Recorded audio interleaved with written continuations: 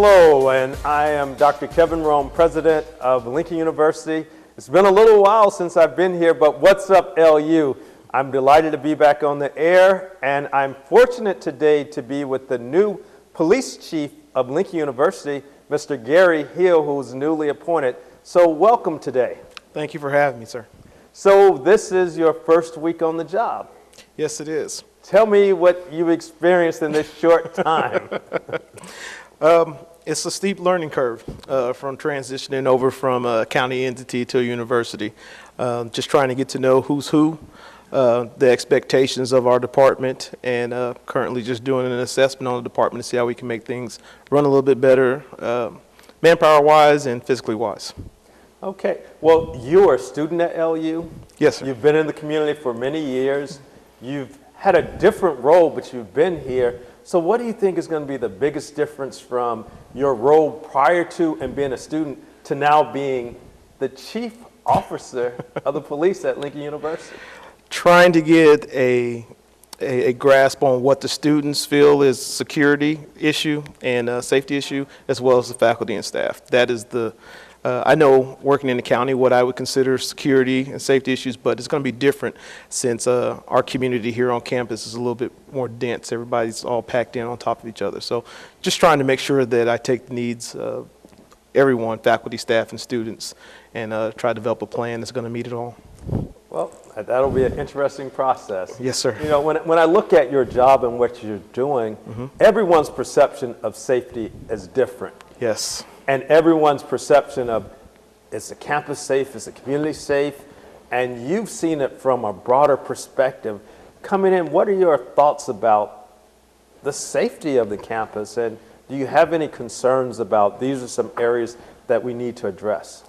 Yeah, the biggest safety issue is making sure that our department has sufficient manpower to make sure that we're in the areas that we need to be. And some of that comes in with making sure that we correctly map our incidences that happen on campus. So if we know that the students and the student activity board or one of the fraternities is throwing a party or something, we just want to make sure that we have adequate manpower there working to make sure that the students feel safe. Making sure that we're highly visible as far as our vehicles, as far as our uniforms and stuff, because a lot of that is officer presence. When we have officer presence, then that usually cuts down on a lot of the mayhem when they see that we're there and in the area. I believe that is a lot of what the students are concerned with, just making sure that they see us around campus and that they feel safe walking from parties and events late at night back to their dorms. Great. And the whole concept of policing comes from a philosophical or theoretical perspective. There are different thoughts that people have on it. What are your thoughts about campus policing? My thoughts on campus policing are simple, and that is for our department to be part of our community, our department to be part of the students' lives, not just when the students do something wrong and we have to actually enforce some sort of crime, but to be role models to the students as well. As an adjunct criminal justice instructor, I get the chance to mingle with all of our students and talk to them, and have gotten many of them hired at the FBI and our local agencies around here. So I want our department to play a bigger role in being in the mentor process as far as some of the students are concerned. Because remember, we have a lot of students that come from a lot of areas where law enforcement isn't perceived to be a positive thing. It's not too good. So I want to make sure that our department here changes that the interaction between our officers and our students and faculty and staff is a positive, not just when someone's in trouble or we need to arrest somebody. Okay. So what will be different under your tenure? You talked about your philosophy, but what can we expect to be different? You can expect to see our officers a lot more in the buildings, a lot more during the hours between 11 and 1 o'clock where students are eating lunch in their free time, so that we can talk to the students, so that we can be seen, so we can build those relationships with them. You'll probably also see a lot of us at the events, passing through, depending on call volume, making sure that we're seen. I want to be a bigger part of our community as well. I know coming from the outside, we do a lot of things, parades and things like that downtown. I would like to see our department get more into some of the fundraising aspects for different charities, and just be an agency that is seen outside of the community as part of the community. Okay. So you get the call, you applied for the job, you get the call. What was the first thought that went through your mind? The first thought that went to my mind is, okay, I just spent the last almost 20 years at Cole County. Is this a decision that I'm going to be okay with? Is this a decision that I can live with? So after talking with my wife, and we're Christians, so we do a lot of praying. I had a good run at the sheriff's office. Mm-hmm. I had a good run. I was slated to be chief deputy, get promoted to captain, the number 2 man at the sheriff's office. And when I got this call, the opportunity to be able to run my own agency and not have to move my family clear across the country, mm-hmm. And then be part of my school and come home and be able to do it, it was an amazing opportunity I couldn't pass up. Wow. So how different will homecoming be for you this next year? Since your friends will come back who you went to school with, and they knew that you were in law enforcement, but they didn't know you in this position on campus, and they come back and they'll see you as the chief of police. Since the hiring date, since you all hired me, I have got nothing but emails, text messages congratulating me from alumni and people that I haven't talked to in years. I will probably actually get to spend some time visiting with friends this year for homecoming. Normally at the sheriff's office, we usually bring a security detail over here, so we're pretty much busy. Mm-hmm. So this time, I think it's going to be enjoyable. I look forward to seeing everybody, and everybody's really happy for me. That's been LU family has always been a tight-knit family. And you may not talk to somebody in years, and I haven't. Some of these people, mm-hmm. and they've called me and sent text message, and I go into the office, and there's 3 or 4 phone calls from alumni saying, "Congratulations, we're glad to have you." So it's a great atmosphere to be in. So who was the Gary Hill when you were a student? Would people guess that you would end up as the chief of police when you were a student at Lincoln? Absolutely not. Absolutely not. I went by a different name when I went to school here. It was Tron. Okay. That's my middle name, and we just kind of shut that down. And when I went into law enforcement, I started going by Gary because it was a little bit more professional.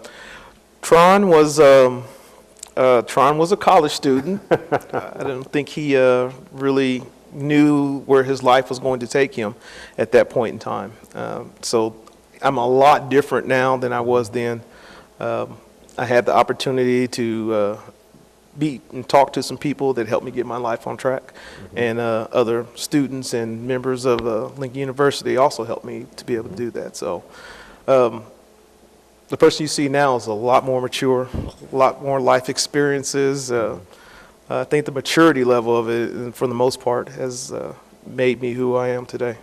And how will you convey that to students who don't quite get that at this point, and they're only focusing on now, mm-hmm. and they have no idea what the future holds? How will you reach some of those students who make just stupid choices, unwise choices that could really impact the rest of their lives, and they don't even realize the impact? I used to believe that wasn't even a possibility. Mm-hmm. And then as the election came and went, I talked to a lot of people that came to me and said, "Hey, you arrested me, and you wasn't a jerk, and you talked to me as you took me to jail, and you treated me like a person." And it was what you said to me that made me get my life together. So I'm hoping that I can do the same thing for the students. I'm hoping that me giving them, "Hey, this is where I started.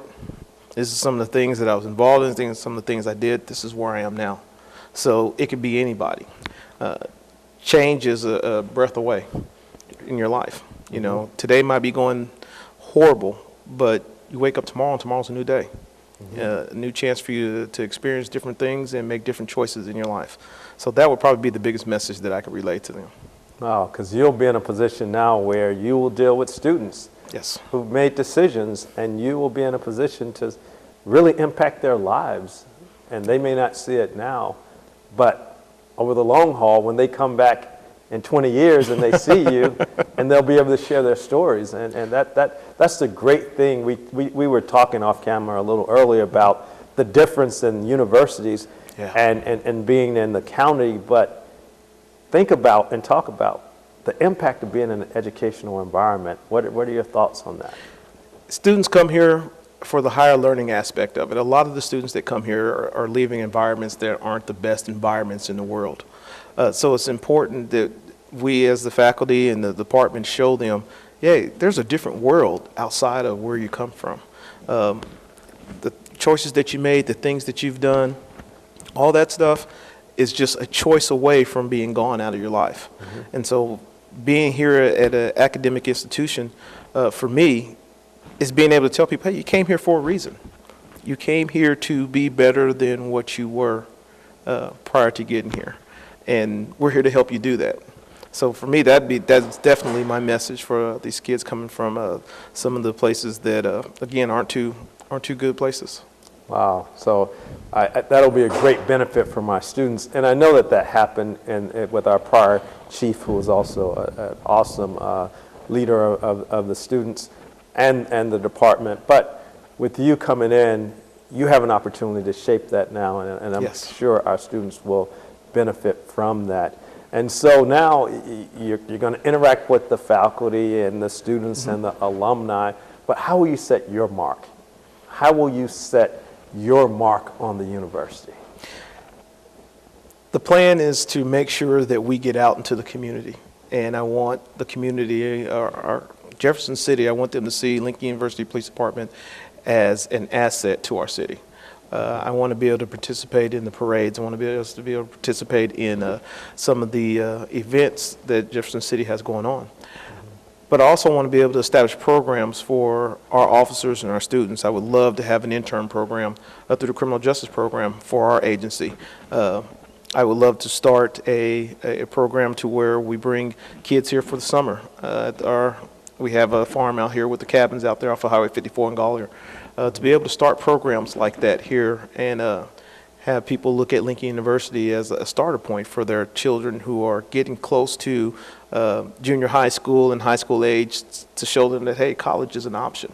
And there are several programs that people have started out there to where I think they call it the Gentlemen's Club in North Carolina or something like that, where they start off with these kids. I would love to leave my mark with that for Lincoln University.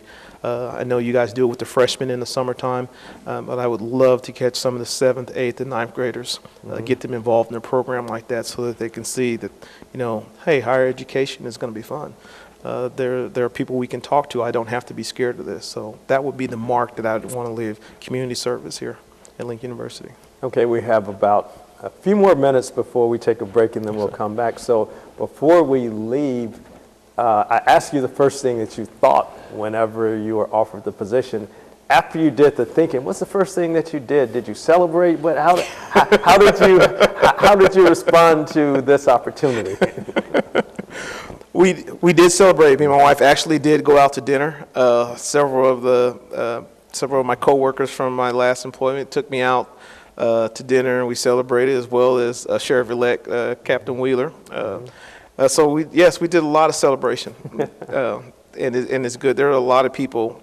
I was happy for me and my family, but there are a lot of people out there who were happier for me.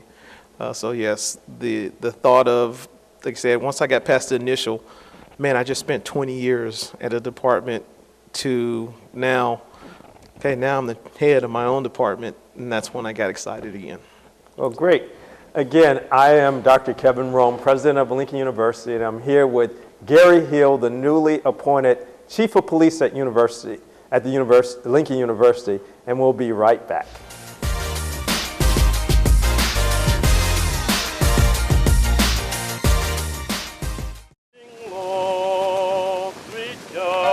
Couches they could try, but they ain't got nothing on them.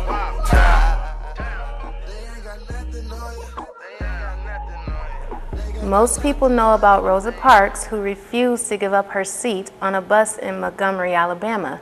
But few know about Claudette Colvin, another African American who also refused to give up her seat on a bus in Montgomery months before Parks. Colvin was in high school when the incident occurred. She said that the spirits of Harriet Tubman and Sojourner Truth were in her, and she just couldn't give up her seat on the bus. She was arrested on multiple charges. The Montgomery NAACP was looking for a test case to fight the segregationist law, but many felt Colvin was not the ideal defendant. Some believed she was too young, too dark-skinned, and from the wrong side of the tracks. Then when Colvin became pregnant after her arrest, any support she had quickly evaporated. She was convicted and put on probation. A few months later, Rosa Parks was arrested for not giving up her seat on the bus and became a hero. Claudette Colvin moved away from Alabama and became a part of our faded history. Couches they could try, but they ain't got nothing on.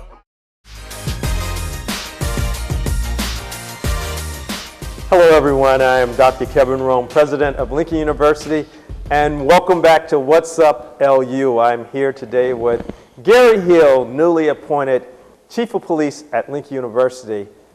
Welcome again. Thank you. And we've talked a little bit about Lincoln, but as we think about society in general, there are a lot of things going on, particularly with police and communities, Yes. African American communities, you name it. How will that impact how you do the job at Lincoln? It's going to play a big part in it. The one thing that I want to try to get away from is, and like I like to call it, unfortunately, is media bias against law enforcement. I want to be able to show, especially from our department, that, you know, we're here to facilitate the needs of our faculty, staff, and students. We're here to help. And the only way to be able to do that is every call we answer, every person we come in contact, that has to be part of our community relations. We have to establish that I'm a person just like you. I'm just happen to be in a uniform, and if you ever need my help, I'm going to be there for you. The media has played a big part in the negative aspect of law enforcement, and being in law enforcement for a long time, I know that there are bad cops out there. I know there are cops out there that do bad things. I've seen them. I've helped get rid of some of them. But what a lot of people don't know is that there are a lot of cops that are currently under investigation by the state standards. And a lot of those cops have to turn in their badges and their post license and things like that. Those are the things that I'd like to see the media start pushing out there to show that, you know, we are policing our own. Under my command, I would definitely, anything that someone comes that's going to be a negative against the university that warrants me to investigate, I need to look at that and look at that thoroughly and see how it's going to impact how the community sees us. And I have to keep that public trust. Can't keep that public trust if I'm not transparent. Can't keep that public trust if I have an officer that's constantly getting complaints, that's constantly, whether I can prove anything or not at that point in time, I've always gone with the theory where there's smoke, there's fire. And usually 90% of the time I've been right about that. As far as the African American relationship between police officers, we've seen it. We've seen it everywhere from New York to small town USA to where officers are doing things that they have no business doing. But with the same token, you look at it on a larger aspect, there are about 900,000 police officers in the United States of America policing 300 million people. So when you look at that, the numbers aren't there. For 900,000 police officers policing 300 million. So we have a big job to do. And so one of the things that I'm going to try to do is make sure that our department is not in that small number of percentage of people that are doing things that they don't have any business doing. In order to do that, you have to have the proper supervision. A lot of the things that I've seen in the media where it comes to law enforcement, whether it's African American, whether it's Hispanic or minorities in general, or law enforcement officers doing things they don't have business doing, is lack of supervision.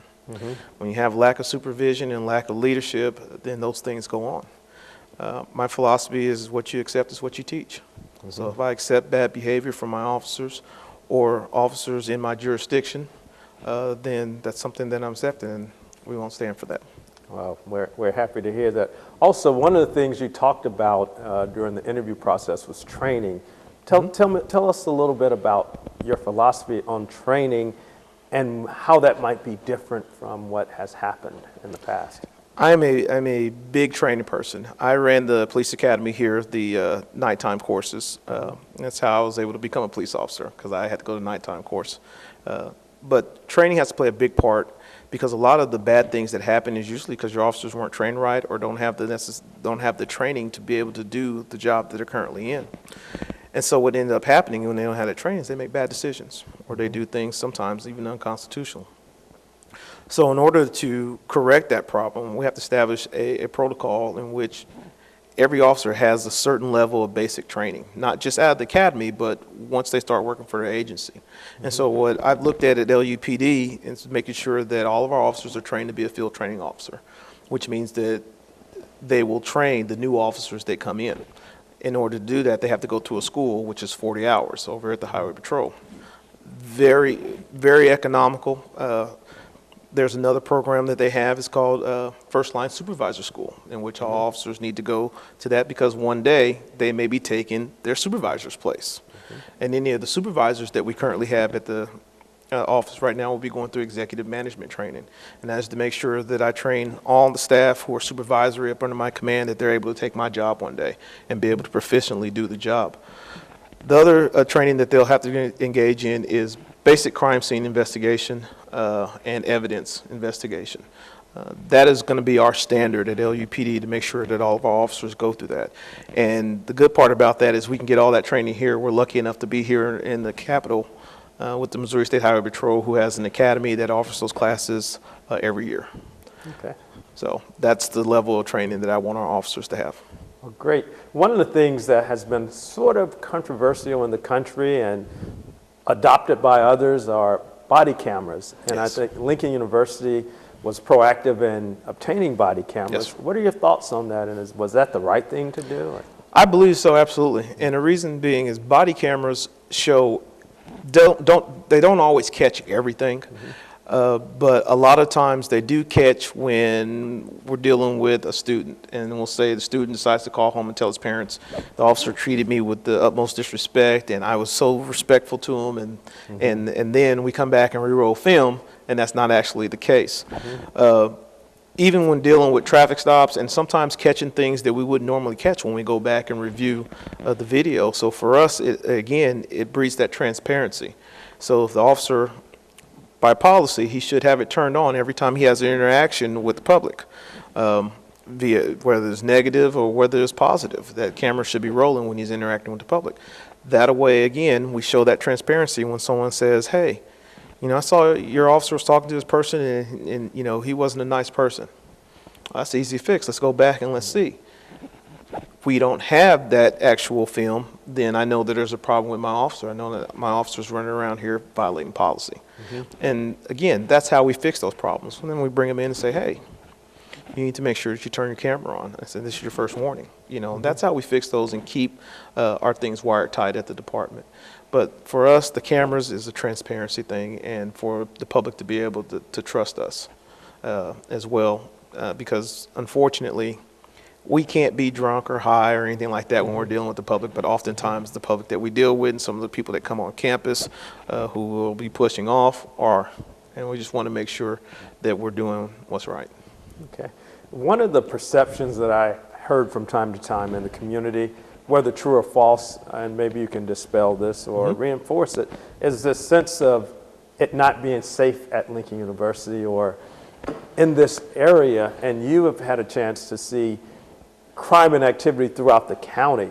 Do we stand out as a hub of unusual activity, or maybe you can address that? Coming from the outside looking in on that issue, where that comes from is this.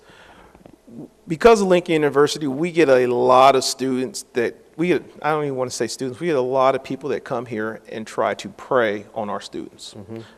People that peddle drugs and do all kind of scams and schemes, they come here to get these students, the 17, 18, 19-year-old students, and they prey on them. And those are the people that the department we're going to go after.